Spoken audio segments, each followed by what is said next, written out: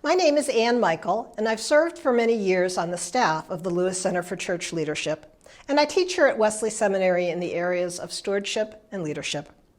I've been asked to share with you on the subject of stewardship and finances. Few people enter ministry out of a desire to provide financial leadership, and yet, on their first day in the pastorate, most clergy find themselves in the roles of CEO and CFO of a small nonprofit organization. Many feel awkward discussing money or ill-prepared when dealing with financial matters. In fact, one of the things we know from surveys with Wesley Seminary's alumni and the Lewis Center's work with young clergy is that most entered ministry feeling woefully underprepared to lead in the areas of stewardship and finance. They ask, "Why didn't you teach us this in seminary?" Well, fortunately, we do teach it at Wesley Seminary, and I encourage you to check out our course offerings on congregational stewardship, church finances, and clergy personal finances, as well as resources you can find on the Lewis Center's website. But for now, let me name a few key practices and competencies that I believe are critical for anyone entering pastoral ministry or other types of church leadership. First, start with yourself and get your own financial house in order. You can't lead where you haven't gone yourself. So spend some time reflecting on your own attitudes toward money, your own patterns of spending, saving, debt, and giving. Do your personal financial practices model the type of responsible stewardship and generosity you would want to see among those you lead? If not, seek out the help of a financial advisor or enroll in a personal finance course such as Dave Ramsey's Financial Peace University. As one seminary student put it, "If I can't keep a budget, how can I instruct the church to keep a budget? If you're not tithing or giving sacrificially, how can you expect others to do so?" Clergy who have healthy personal finances are better equipped to lead a church toward healthy financial practices. In this area of responsibility, as in so many others, a church leader leads best by example. Second, get comfortable talking about money.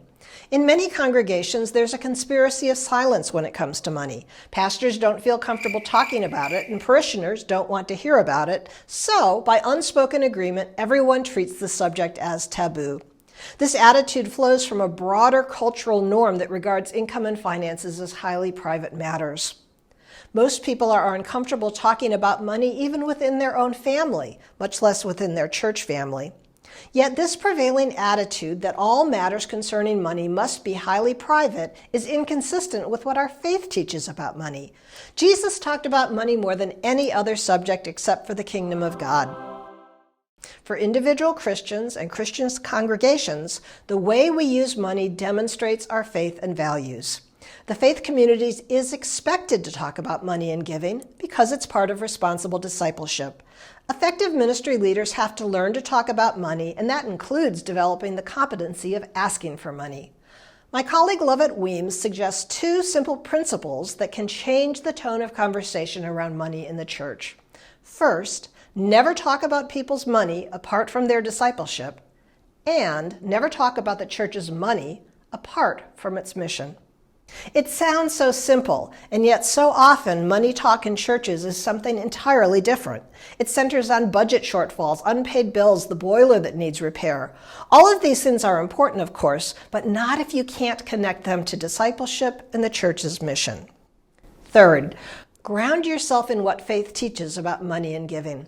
Presenting a comprehensive theology of stewardship isn't possible in this brief presentation, but I can tell you this. The Christian faith tells a wonderful, hopeful, inspiring story about a generous God who calls us to be generous, a God who promises not only to care for the sparrow, but to offer us abundant life, and a God who instructs us to manage these gifts carefully and responsibly by assuming the attitude of a steward. For those of us in ministry leadership, we have the privilege and the responsibility of helping people see resources and possessions through the lens of faith, rather than through the cultural lenses of acquisitiveness and scarcity thinking.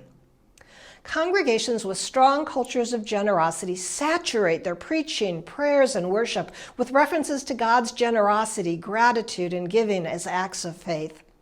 Week in and week out, they use the vocabulary of faith to underscore the connection between faith and generosity, not just during the offering, not just on Sunday morning, but using the lens of gratitude, generosity, and stewardship to frame every aspect of congregational life.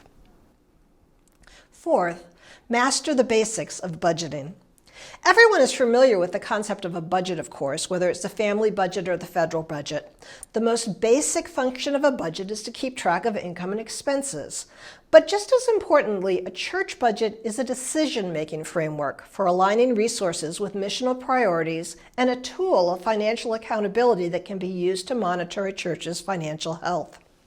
If you're lucky, you've worked with budgets in the past and know how to read a financial statement. You don't need to be a CPA to become fluent in the basics of church budgeting. But if you're like me and numbers and line items aren't your native language, you may want to seek out a wise mentor or find a long-term financial leader in your church who can explain the church's approach to budgeting. While every church has its own idiosyncrasies when it comes to budgeting, regardless of your denomination or your polity, in virtually every church, the work of drafting a budget and monitoring the budget throughout the year rests with the Finance Committee. And the Finance Committee reports to the church's governing body, your board, your church council, your vestry, your session, whoever is responsible for giving final approval to the budget. The Finance Committee then shares updates with the governing body throughout the year, usually in the form of a financial report showing actual income and expenses in relation to the benchmarks established by the budget. The Lewis Center has some great resources you can lean on if your congregation needs help in putting a budget together. For now, though, let me name just two important points. The first pertains to a church's annual operating budget. It should be funded by recurring and relatively predictable sources of income, such as pledges, offerings, a portion of rental income, fundraisers, and so forth. Churches should avoid funding their operating budgets with non-recurring and unpredictable sources of income, such as large one-time gifts, bequests, the proceeds of the sale of property, or over-reliance on an endowment. These sources of revenue for operations simply delays the day when the gap between recurring income and recurring expenses must be addressed. Many churches develop a separate budget for capital expenses, something called a capital budget or a building fund. Income from the non-recurring sources of revenue I just mentioned can be used more fruitfully for a capital fund, since capital projects have a lifespan longer than 1 year. When a church only considers their spending needs using a 12-month annual budget, longer-term needs such as building maintenance and repair often go unfunded, resulting in deferred maintenance and poor stewardship of physical assets. A capital budget can help a church avoid falling into this trap. Fifth, a key leadership skill in the realm of stewardship and finances is an unwavering commitment to practices that ensure financial integrity. Maintaining financial integrity is critical to every organization. Without practices to assure honest, transparent, and proper financial practices, an organization quickly forfeits the trust of its constituents and donors and jeopardizes its ability to carry forth its mission. Sadly, the church is not immune from damaged integrity. In fact, in 2017, Christianity Today reported that 1 in 10 Protestant churches experiences some type of embezzlement. Many church leaders play critical roles in ensuring that church finances are handled appropriately, including the governing board, the finance committee, and the pastor. They set the tone for the rest of the congregation, and so it's critical that they remain engaged in ongoing review and guidance of church finances. In some churches, particularly smaller churches, there may be a tendency to think everyone has the highest ethical ideals and best of intentions, so all the standard rules of handling money need not apply. But anyone involved with the church's money should insist that proper protocols are in place to protect themselves from temptation and the possible appearance of impropriety. Sixth, embrace the church's call to foster generosity. Congregations can have revenue from a variety of sources, but the vast share of support for congregations comes from individual donations. In fact, in 40% of churches, donations are the only source of funding for their budgets. So, encouraging people to give is an important part of ministry leadership. Ministry takes money, and there's no shame in asking for it. And thinking how best to encourage generosity will likely be a part of your ministry from day one, whether it's leading the congregation in a weekly time of offering, conducting an annual stewardship campaign, or seeking major gifts. Again, the Lewis Center has lots of resources to help you cultivate generosity. But it's wrong to start from the premise that the reason that Christians should give is merely to fund the church's ministry. The call to generosity is much, much more than a fundraising plan for the local church. Sustaining our faith institutions is critically important, of course, but it's not an end unto itself. God's purpose in calling us to lives of faithful stewardship and generosity isn't merely to sustain the church. In fact, I believe it's the other way around. The continued existence of the church is essential to sustain the powerful, transformative message of our faith regarding how we are to live in relation to money and possessions. Biblical generosity and responsible stewardship are the instruments that God uses to counteract greed and scarcity and bring forth abundant life for all God's people. Generosity is a means of bringing forth the kingdom. You know, for a lot of people in ministry, stewardship and finances, like evangelism, they're hold-your-nose subjects. You know that it has to be done, but it makes you feel uncomfortable.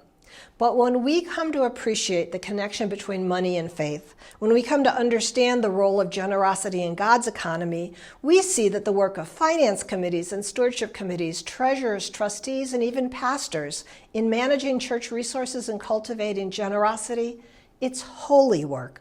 It's a calling. It's a ministry that matters to church members seeking to steward their resources faithfully. It matters in determining the church's ability to fulfill its mission. Moreover, it's been my experience that those willing to step up to the challenging task of leading in the realm of stewardship and finances do so because they love God and are deeply committed to the mission of God's church. So my prayer is that you'll be one of those leaders and that this information will give you a good start.